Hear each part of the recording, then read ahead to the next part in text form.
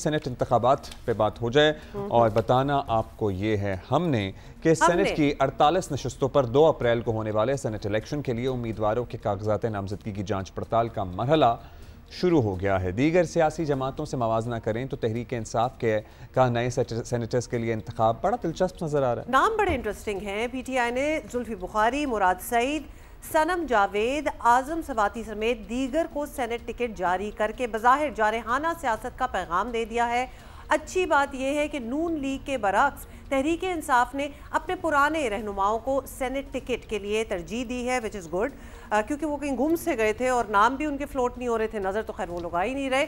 दूसरी तरफ आपको ये भी बता दें कि कौमी और सूबाई असम्बलियों की नशस्तों पर ज़िमनी इलेक्शन भी तय हैं, जिसके लिए पीटीआई के उम्मीदवार कागजात नामजदगी जमा करवा रहे हैं। अच्छा जी, बैरिस्टर साहब हमारे साथ मौजूद हैं, चेयरमैन हैं पाकिस्तान तहरीक इंसाफ के। बैरिस्टर साहब बताइएगा, बहुत सी बातें हो रही हैं सेनेट के टिकटों के हवाले से। ये भी कहा जा रहा है कि डॉक्टर यास्मीन राशिद और दीगर लोगों ने बड़ी मुश्किलें काटी हैं, अभी भी मुश्किल काट रही हैं अपैरेंटली, आप लोग बात भी करते रहते हैं, लेकिन उनको जनरल नशिस्त के लिए आपने नहीं सेलेक्ट किया, उनको टेक्नोक्रेट की नशिस्त मिली है जिस पे शायद उनका मुंतखब होना मुश्किल है। बैरिस्टर साहब हमारे साथ हैं, रहनुमा तहरीक इंसाफ। जी बताइएगा। जी बहुत बहुत शुक्रिया। रहनुमा तहरीक इंसाफ, ठीक है। हेलो जी जी जी, आवाज़ आ रही है? जी जी बिल्कुल आ रही है बैरिस्टर साहब। जी देखें, जहाँ तक जनरल नशिस्त और टेक्नोक्रेट नशिस्त पे नामजदगी का ताल्लुक है तो डॉक्टर साहिबा डॉक्टर हैं, टेक्नोक्रेट की क्वालिफिकेशंस को पूरा करती हैं, तो एक तो ये वजह है उनको इस नशिस्त पे अपॉइंट करने की। दूसरी बात ये है कि जहाँ तक उनकी इसका ताल्लुक है कि वो नामजदगी के बाद जो है इंतखाब होने का क्या चांस बनता है, वो तो एक देखें टोटली डिफरेंट सिनेरियो होता है। वो तो जो जनरल नशिस्त पे हैं उनके भी चांसेस उतने ही इक्वली उतने ही गुड और बैड होते हैं जितने टेक्नोक्रेट सीट पे होते हैं। तो मेरे ख्याल में इसमें कोई ऐसा इशू नहीं है। डॉक्टर साहब हमारी सीनियर तरीन पार्टी क़यादत में आती है और she is very well respected. So Punjab की सीट के लिए आपके चांसेस काफ़ी ब्राइट हैं, जो भी हैं, जब हामिद खान साहब के चांसेस काफ़ी ब्राइट हैं। जी हामिद खान साहब देखें, एक तो वो बाहर हैं, आज़ाद हैं, मूव कर सकते हैं। डॉक्टर साहिबा बदकिस्मती से पिछले कई महीनों से पाबंदे सलासल हैं, जेल में हैं। उसूली तौर पर तो नहीं होना चाहिए, लेकिन बहरहाल बदकिस्मती है कि हमारे मुल्क में जुल्फी बुखारी भी, वो तो वैसे बाहर हैं लेकिन वो एक्चुअली बाहर हैं। जी लेकिन एक्टिव है ना, गिरफ्तार नहीं है, इज नॉट इन डिटेंशन। तो अगर सेनेट में इलेक्ट हो जाते हैं तो फिर उनके लिए जमानत वगैरह का भी सिस्टम हो जाएगा और उनके लिए कंपैरेटिवली आसान हो जाएगा पाकिस्तान आना, प्रोटेक्शन कुछ ना कुछ मिल जाएगी बीइंग ए पार्लियामेंटेरियन। डॉक्टर साहिबा भी इंशाल्लाह रिहा हो जाएंगी और हमें यकीन है कि अपना फाल किरदार अदा करेंगी। लेकिन जहाँ तक सीट जीतने और हारने का ताल्लुक है, देखें वो तो एक टोटली डिफरेंट सिचुएशन है। नॉमिनेशन एक और बात होती है और सीट जीतना या हारना वो एक अलग बात होती है। वो तो डिपेंड करता है कि वोटिंग की शरह कैसे आती है और फिर जिस तरह की मैनिपुलेशन हुकूमत कर रही है और इलेक्शन कमीशन खास तौर पे जो हमारे साथ एक बात चीजें होती हैं ना जो शोर शॉट होती हैं और जाहिर है उनको फिर उन पे जो लोग नामजद किए जाते हैं। अच्छा बैरिस्टर साहब, कुछ नाम ऐसे भी हैं जिनको सुन के बिल्कुल ऐसा जाहिर हो रहा है कि जैसे जारहाना सियासत करने का एक पैगाम भी दिया जा रहा है और इरादा भी किया जा रहा है। अगर नाम देखे जाए जुल्फी बुखारी साहब का, मुराद सईद का, तो इनके हवाले से क्या कहेंगे? देखें, जारहाना सियासत का तो खैर कोई स्कोप नहीं है, ना ही हम जारहाना सियासत करने का कोई इरादा रखते हैं। हम एक मुफाहिमत की सियासत करेंगे और सेनेट और पार्लियामेंट के फ्लोर पर किसी का मुंतखब होकर आना हरगिज इस बात की तरफ इशारा नहीं करता कि जारहाना सियासत की तरफ कोई अज़ाइम रखे जा रहे हैं। मुराद सईद पार्टी के एक सीनियर रहनुमा हैं, उनका इलेक्ट होना मैं नहीं समझता कि वो आकर कोई जारहियत करेंगे। हाँ अलबत्ता मुजाहिमत की सियासत हमारी है, जारहियत और मुजाहिमत में फ़र्क है। मुजाहिमत हम इसलिए करेंगे कि हम अपने हुकूक के लिए भी बात करेंगे और आवाम के उस गसब शुदा मैंडेट के लिए हम मुजाहिमत करेंगे कि वो उनको वापस मिले, जो कि फॉर्म 47 के जली तरीक़ेकार के तहत इलेक्शन कमीशन और मौजूदा हुकूमत की मिली भगत की वजह से ऐसे लोगों को मिला है जिन पर आवाम ने एतमाद का इजहार नहीं किया और जो आज काबिज हैं, बराजमान हैं। तो इनके खिलाफ मुजाहिमत लगता है कि आपकी पार्टी में जाहिर है आप भी बड़े देर से मामला देख रहे हैं, उमर सरफराज चीमा जैसे लोग जिनकी बड़ी कुर्बानी है, वो कवरिंग कैंडिडेट के तौर पर इस इंतखाब में हमें नजर आएंगे?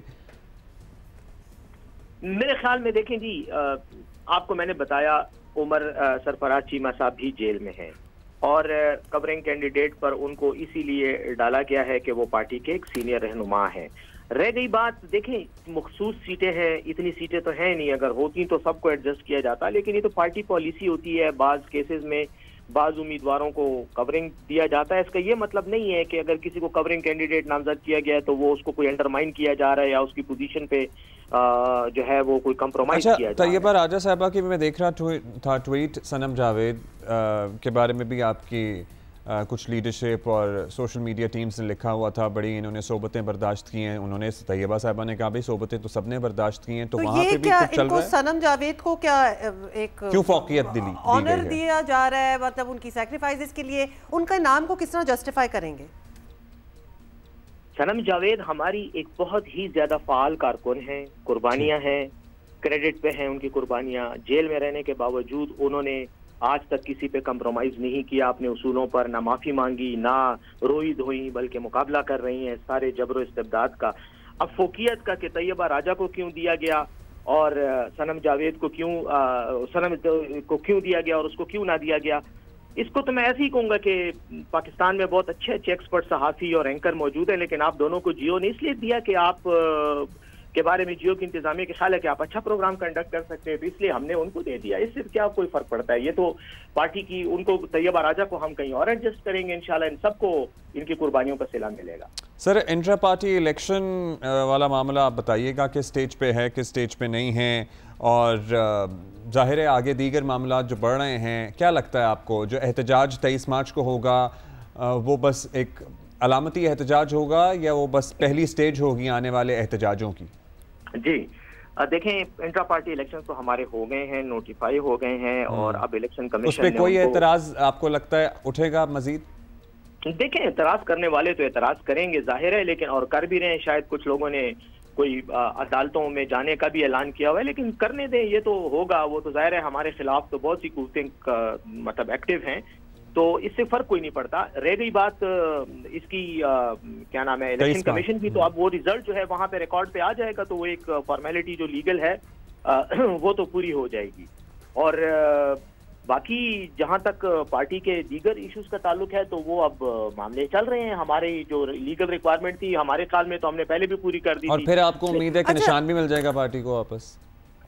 मिलना चाहिए पहले, बल्कि निशान तो हमसे लेना चाहिए ही नहीं था। मैं तो उस फैसले को बिल्कुल गलत फैसला समझता हूँ और मेरे ख्याल में उसमें हकाइक को जो है सही तरीके से कंसिडर नहीं किया गया और लॉ की एप्लीकेशन भी गलत की गई है। लेकिन बहरहाल अब सुप्रीम कोर्ट का फैसला है, जाहिर है उसके लिए हम इससे ज्यादा और कुछ नहीं कर सकते कि उस पर एतराज करें या एहतजाज करें। लेकिन अब we have now put things right and I am sure कि आगे का मामला हमारा ठीक हो जाएगा। अच्छा बैरिस्टर साहब, ये भी बताएं, हफ्ते के रोज आपकी मुलाकात हुई थी बानी चेयरमैन PTI से, वहाँ की अगर कोई बातचीत आप इसलिए शेयर कर सकें क्योंकि बड़ी कन्फ्यूजन बाद में हो जाती है। अभी तक तो ये समझ नहीं आ रही, कल परसों हम बातें कर रहे थे PTI की कुछ रहनुमाओं से कि सुन्नी इत्तेहाद काउंसिल से अलायंस के लिए हामी किसने भरी थी, नाम किसने फॉरवर्ड किया था। अब लगता है सारे जरा पीछे पीछे होते जा रहे हैं और खान साहब का नाम भी बीच में से निकल रहा है कि जी वो तो चाहते ही नहीं थे, कोई और चाहता था। तो कौन चाहता था सर फिर? नहीं, देखें, मैं एक बात बिल्कुल कैटेगोरिकली कहना चाहता हूँ एक जिम्मेदार की हैसियत से, खान साहब और पार्टी के अंदर कोई ऐसी बात नहीं है। सुन्नी इत्तेहाद कौंसिल वाले हमारे इत्तेहादी हैं और हम उनके मशकूर हैं कि उन्होंने बुरे वक्त में, कठिन वक्त में, मुश्किल वक्त में हमारा साथ दिया और हमारे साथ खड़े रहे। उनकी कोई ऐसा एतराज़ नहीं है, किसी को इस फैसले को गलत कहने का हक नहीं है। अगर किसी ने कहा भी है पार्टी के किसी लीडर ने, तो वो उनकी ज़ाती राय हो सकती है, वो पार्टी की अमूमी राय नहीं है। और रह गई बात ये जो हमारे साथ हुआ है उसमें हम चाहे सुन्नी इत्तेहाद कौंसिल में जाते, चाहे हम मजलिस वेहदतुल मुस्लिमीन के साथ जाते या किसी और पार्टी के साथ जाते, हमारे साथ इन्होंने इलेक्शन कमीशन ने यही करना था, क्योंकि डिजाइन, ग्रेटर डिजाइन यही था कि PTI को किसी तरह से भी इलेक्शन में नाकाम बनाया जाए। लेकिन हमारे इत्तेहादियों ने हमारा साथ दिया और मैं आज ये बिल्कुल बरमला कहने को तैयार हूं कि हम उनकी इन एफर्ट्स को और इन कुर्बानियों को अप्रिशिएट करते हैं। कोई खान साहब की तरफ से कोई कंफ्यूजन नहीं है, खान साहब भी बिल्कुल क्लियर हैं। हामिद रजा साहब हमारे भाई हैं, हमारे सियासी दोस्त हैं और इंशाल्लाह हमारा ये समझ नहीं आता कभी आपका ये इत्तेहाद अभी भी कायम है, क्योंकि हामिद रजा साहब का भी उसके बाद ट्वीट आया था कि अगर मैं कच्चे चट्टे खोलूंगा तो फिर कोई मुंह दिखाने के काबिल नहीं रहेगा। काफी कुछ हो गया था सर बीच में। कोई इशू नहीं है, होता रहता है ना। देखें, घर में भाइयों में भी लड़ाई होती है, इस तरह के एक दूसरे के खिलाफ बात भी हो जाती है। मैंने तो कहा ना, जाती राय की हमारी ही तरफ से पहल हुई थी। हमारी कुछ लोगों ने सुन्नी इत्तेहाद के हवाले से कुछ इस तरह की बात की थी मीडिया में, जिस पे यकीनन पार्टी के अंदर भी रद्द अमल आया कि ऐसा नहीं होना चाहिए, और अगर कोई इख्तिलाफ है भी तो आपस में बैठ के करें, मीडिया पे जाने की जरूरत नहीं थी। और फिर उन लोगों ने भी ये कहा, जिन साहब ने ये बात की थी, उन्होंने कहा कि ये मेरा जाती एक ओपिनियन था। ओपिनियन तो आपका हो सकता है और आप उसको एक्सप्रेस भी कर सकते हैं, but it does not mean कि ये पार्टी का कलेक्टिव ओपिनियन है, ऑफिशियल ओपिनियन है। मैंने जैसे कहा, हामिद रजा साहब ने भी अगर ट्वीट किया तो यकीनन उन बातों का जवाब दिया होगा, लेकिन हमारी कोई ऐसी इख्तिलाफ या आपस में हमारा कोई प्रॉब्लम नहीं है, कंफ्यूजन नहीं है। We are still together like a band of brothers, और इंशाल्लाह हम इस मामले में साथ रहेंगे, आगे भी साथ रहेंगे। शुक्रिया बैरिस्टर साहब, रहनुमा तहरीक इंसाफ हमारे साथ। अच्छा, एक पीटीआई में ना इतने बैरिस्टर्स हैं माशाल्लाह कि वो कंफ्यूज हो जाते हैं कि आप किस बैरिस्टर से बात कर रहे हैं। बैरिस्टर गौर से बात कर रहे हैं, बैरिस्टर गौर से बात कर रहे हैं, रोजे में आपके रिफ्लेक्सेस भी थोड़े स्लो हो जाते हैं, या बैरिस्टर सैफ से बात कर रहे हैं। ब्रदर्स का टर्म जो है वो बैरिस्टर सैफ ने यूज कर लिया है। सुन्नी इत्तेहाद काउंसिल और PTI are like a band of brothers. तो अब अगर कोई कहे ना कि किसने पहल की थी, हम तो चाहते ही नहीं थे, ये सारी बातें अबाउट कर दें, बिकॉज ये बहुत बड़ा टाइटल जो है वो मिल गया है। So they are going to be together. हाँ, एक ब्रदर और बाकी सारे ये ब्रदर्स तो हैं ही। मतलब उधर कितने लोग, आपको पता है ना, कोई उनका इलेक्शन है ना कोई जीता हुआ उम्मीदवार है, बस हामिद रजा साहब ही हैं, और कौन है, एक आध कोई और होगा। तो भैया मरवत साहब से वैसे हम कोई और टर्मिनोलॉजी भी एक्सपेक्ट कर सकते हैं, बिकॉज़ उनकी एक और होती है वो। हाँ, but it was not only Sher Afzal Marwat, it was many others also. हाँ, नॉट जस्ट जो उन्होंने कहा था कि भाई दिस वाज अ मिस्टेक। अच्छा, ब्रेक के बाद हाजिर होते हैं। अभी हम आपको बताएंगे कि नई मालियाती पॉलिसी आ गई है, मॉनेटरी पॉलिसी, शरह सूद बरकरार रखी गई है। बड़ी लोगों को तवक्कुआत थी कि 0.5 कुछ कम हो जाए, नहीं हुआ, और यही कहा गया है कि बरकरार रखे कि महंगाई में कोई खातिर खा कमी नज़र नहीं आ रही। बिजली गैस नर्ख बढ़ने की खबरें भी यही बता रही हैं कि आने वाले कई माह पाकिस्तानियों की जेब पर भारी गुजरने वाले हैं। उधर आज IMF मिशन और पाकिस्तान की मौशी टीम के दरमियान इक़्तिसादी मुज़ाकरात का फाइनल राउंड भी हो रहा है। सो लेट्स सी वो कैसे जाता है। खुर्रम माशी तजियाकार हमारे साथ हैं, उनसे बात कर लेते हैं, और इसी पे ही बात करेंगे खुर्रम के स्टेट बैंक ने मालियाती पॉलिसी का ऐलान भी कर दिया है, इंटरेस्ट रेट जो है वो भी सेम टू सेम बरकरार ही रखा है। तो क्या समझा जाए मईशत पर इसका क्या असर पड़ेगा, और महंगाई में कमी से मुताल्लिक बैंक की सोच क्या नज़र आ रही है आपको? एक्सप्लेन कर। जी, मुझे लगता है स्टेट बैंक ने बेसिकली जो है वेट एंड सी की पॉलिसी अपनाई है, और देखें इसके 2-3 रीजंस हैं। एक तो ये कि महंगाई जो है आहिस्ता आहिस्ता कोर इन्फ्लेशन खास तौर पे जो होती है, खाने पीने के अशिया की महंगाई एक तरफ कर दें, और जो ये इलेक्ट्रिसिटी गैस की कीमतें बढ़ी हैं इसकी महंगाई एक तरफ कर दें। जो कोर इन्फ्लेशन होती है उस पर पूरे सेंट्रल बैंक दुनिया के ज़्यादातर अपनी पॉलिसी को बेस करते हैं। तो मेरे ख्याल में पाकिस्तान में भी जो कोर इन्फ्लेशन है वो नीचे आई है, और लेकिन वेट एंड सी की पॉलिसी इसलिए भी है कि हम IMF प्रोग्राम में ऑलरेडी हमारा एक रिव्यू चल रहा है, और वो होपफुली अप्रैल तक जो है अपनी फर्स्ट 10 डेज में उसकी फ्लोज भी हमारे पास आ जाएंगे। आज वो कंक्लूड हो जाएगा, और वो अपना फाइनेंस मिनिस्ट्री जो पिछली भी गई है और अभी जो फाइनेंस मिनिस्ट्री है, पिछली वाली ने भी काफ़ी काम करके ऑलरेडी टारगेट्स अपने मीट कर लिए थे, और ये फाइनेंस मिनिस्ट्री अब जो नई आई है ये भी जो है उस पर काम कर रहे हैं। तो मेरे ख्याल में नए प्रोग्राम और ये वाला, ये दोनों प्रोग्राम की वजह से शायद ये टाइटनिंग चलती रहे, शायद इतने आसानी से रेट कट ना हो, नीचे ना आए। और इसका सबसे बड़ा जो एक रीज़न हो सकता है वो ये कि रुपया जो है वो आज भी वीक है, ऑल्दो स्टेबल तो है, लेकिन आगे जाते हुए हो सकता है रुपया जो है इसको स्टेबलाइज करने के लिए, स्टेबल रखने के लिए रेट कट ना किया गया हो, क्योंकि अगर रेट कट करेंगे तो रुपया जो है वो वल्नरेबल है। डॉलर लिक्विडिटी हमारे पास बहुत कम है, रिजर्व नहीं है इतने, जिसकी वजह से हमारे पास ये प्रॉब्लम्स हो सकती हैं कि रेट कट बहुत ज़्यादा जल्दी किया तो उसका एक रिस्क हो सकता है इम्पोर्ट से। दूसरी तरफ ऑफकोर्स इंडस्ट्री सफ़र कर रही है और इन्वेस्टमेंट नहीं हो रही है, उस तरह से ग्रोथ पे प्रॉब्लम्स है। तो मेरे ख्याल में एक बैलेंस है, ये बहुत मुश्किल है, बहुत सेंसिटिव पॉइंट पर है हमें, और स्टेट बैंक जो है वो मेरे ख्याल में अपनी इंटरनल स्टडी के हिसाब से सही उसने डिसीजन लिया होगा वेट एंड सी का, ताकि जो है सही तरीके से जो है वो आगे चल के जब ये रिस्क सबसाइड हो जाए फिर रेट बहुत सी वजूहात आपने बताई हैं जिसकी वजह से मॉनेटरी पॉलिसी में कोई चेंज नहीं किया गया। शुक्रिया आपका खुर्रम। अभी टाइम हमारे पास कम था, ब्रेक लेंगे, वापस आएंगे थोड़ी देर में। भाई मुल्क भर में मौसम गर्म होने लगा है, होना ही था। कराची में शदीद गर्मी पड़ रही है, कहीं कहीं बादल भी छाए हुए हैं, हवाएं भी चल रही हैं। कराची में गर्मी है भाई, कराची में गर्मी हो गई है, दिन के वक्त बहुत गर्मी होती है, और रोज़े भी हैं, रमज़ान भी हैं। सो अगर आप उस जगह पे हैं जहाँ पर शदीद गर्मी है तो प्लीज़ रोज़े की हालत में या तो बहुत ज़्यादा धूप में वक्त गुजारने से इज्तनाब करें या फिर अपने सर को ठंडा रखें। ठीक है, सो वो सारा सिलसिला ज़रूर है। महकमा मौसमियात ने 21 और 22 मार्च को बालाई अजला में हल्की बारिश की ऑल्दो पेशगोई कर दी है। चीफ मेट्रोलॉजिस्ट सरदार सरफराज हमारे साथ मौजूद हैं। सरदार साहब, मतलब हम मालम जब्बा के मनाजिर देखते हैं तो बर्फ़ से ढक से है वादी और यहाँ पर शदीद गर्मी पड़ना शुरू होने लगी है। हमें तो लग रहा है हो गई है। अगर दिन में देखें तो 30s में टेम्परेचर जा रहा है। क्या चल रहा है सर? जी बहुत शुक्रिया। बिल्कुल ऐसे ही है जी, पिछले 3 दिन से गर्मी पड़ रही है कराची में। आज तो 37.1 रिकॉर्ड किया गया मैक्सिमम टेम्परेचर, और उधर थरपारकर की तरफ यानी उमरकोट डिस्ट्रिक्ट में 38 तक पहुंच गया। तो बेसिकली जो इस वक्त पूरे सिंध पे एक तरह से फ़्लो है ना, वो राजस्थान साइड से हवाओं का एक तरह से फ़्लो है इस तरफ। तो ज़ाहिर डेजर्ट और हॉट एरियाज़ की हवाएं हैं, उनके फ़्लो होने की वजह से कराची पे भी, और आज तो सिंध के बेशतर स्टेशंस पे अभी जो मैक्सिमम टेम्परेचर्स आए हैं वो कहीं 3 डिग्री, कहीं 2 डिग्री, कहीं 4 डिग्री एवरेजेस से ऊपर चले गए। तो पहले तो सिर्फ कराची और थरपारकर और ये उमरकोट और बदीन ठट्ठा, ये जो डिस्ट्रिक्ट थे लोअर सिंध के, इनमें पिछले 2 दिन से गर्मी पड़ रही है, लेकिन आज तो पूरे सिंध में एक तरह से ना गर्म दिन गुजरा है। तो अमूमन हो जाता है मार्च में, आपको पता है कि विंड एक्चुअली एक तरह से वेरी करती रहती है। कभी तो जब ये सी ब्रीज की तरफ से हो जाए, मतलब समंदर की तरफ से सी ब्रीज चलने लगे तो फिर टेम्परेचर माइल्ड रहते हैं, अदरवाइज हॉट डे गुजरता है।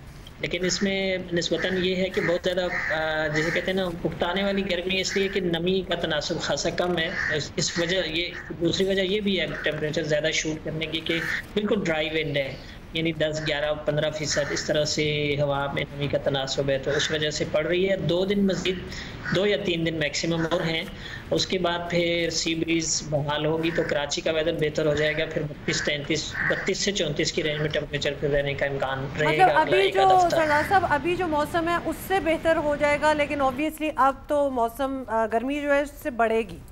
हम कोई बीच में relief in the form of rain या कुछ इस किस्म का एक्सपेक्ट ना करें। उस किस्म की अब कराची के लिए कम ही है उसका इम्कान, और बल्कि पूरे सिंध के लिए ये जो अगले 21 तारीख की शाम से या 22 की सुबह से आप कह लें एक वेव आएगी, वेस्टर्ली वेव, लेकिन वो मुल्क के शुमाली इलाकों तक ही महदूद रहेगी। और जनूब में कोई ऐसा इसी तरह का अब निस्बतन गर्मी मौसम आगे एक तरह से ग्रेजुअली गर्मी होता जाएगा, क्योंकि आपको पता है कि मार्च के जो आखिरी 8-10 दिन होते हैं उसमें तो गर्मी ज़्यादा ग्रेजुअली बढ़ती जाती है फिर। और जब ये हॉट विंड्स और राजस्थान वाली हवाएं बिल्कुल 2-3 दिन के लिए अगर डोमिनेट कर जाएं जैसे ये पिछले 2 दिन से कर रही हैं, तो फिर उसकी शिद्दत में और इजाफा होता जाता है। बिल्कुल ऐसा ही है। बाकी मुल्क के लिए क्या पेशगोई है आपकी, पंजाब और फिर आगे इस्लामाबाद एंड अपवर्ड्स? जी उधर इम्कान है 21 मार्च से अनवर्ड 2 से ढाई दिन का कह लें आप, या 2 से 3 दिन का कुछ जगहों में स्पेल है। कहीं पर लाइट रेन है, कहीं पर मॉडरेट रेन है। कोयटा और इससे जो मुल्क का शुमाल मशरकी अजला है बलूचिस्तान के, वहाँ पर भी हल्की बारिश हो सकती है। और फिर केपी के बेशतर इलाकों में, यानी आपका जो सेंट्रल पंजाब है उससे ऊपर ये स्पेल रहेगा, क्योंकि ज़्यादा शुमाल से ये वेव गुजर रही है। तो सेंट्रल पंजाब से ऊपर लाहौर, फैसलाबाद वगैरह में कोई हो सकता है बूंदाबांदी वगैरह हो जाए, लेकिन उससे जो ऊपर के इलाके हैं गुजरांवाला, जेलम, सियालकोट और फिर इस्लामाबाद एंड नॉर्थवर्ड, उसके नॉर्थवर्ड, तो उन इलाकों में अच्छी बारिश दोबारा से मतवक्की, खासकर केपी के उस तरफ जो हज़ारा डिवीजन है और सवात वगैरह के इलाकों में दोबारा से अच्छी बारिश है। और उसके साथ यालाबारी भी मतवक्की है और पहाड़ों पर बर्फबारी भी हल्की फुल्की हो सकती है। तो उन इलाकों के लिए तो अच्छा है मौसम। मार्च उनका लग रहा है कि चलिए थैंक यू। लेकिन कराची और इधर सिंध में टेम्परेचर्स आगे बदतरीज बढ़ेंगे। फुटेज में जो आसमान नीला नज़र आ रहा था ना, ये नीला आसमान भी बहुत ही रेयर फिनोमेना हो गया है, मतलब उस तरह से नीला आसमान, मतलब वो फुटेज में हो सकता है कोई फोटोशॉप वगैरह भी कुछ। हाँ अदरवाइज तो इट्स यूजुअली मटियाला सा ही होता है, क्योंकि गर्द और pollution and what not. That is it, we are gonna see you tomorrow ji.